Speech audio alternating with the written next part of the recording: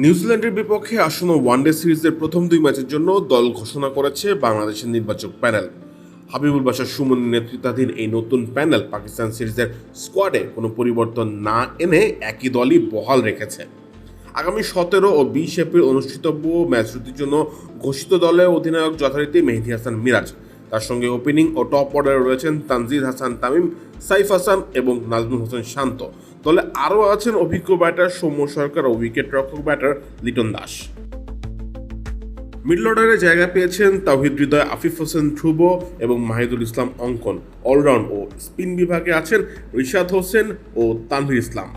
Pace আক্রমণের নেতৃত্ব দেবেন যথারীতি মুস্তাফিজুর রহমান, সঙ্গে থাকছেন তাসকিন আহমেদ, শরীফুল ইসলাম ও নাহিদ রানা। পিএসএল এর মাঝপথেই ফিরে আসবেন মুস্তাফিজ, শরীফুল, নাহিদ রানা, রিশাদ হোসেন, তানজিদ তামিম ও পারভেজ হোসেন ইমন।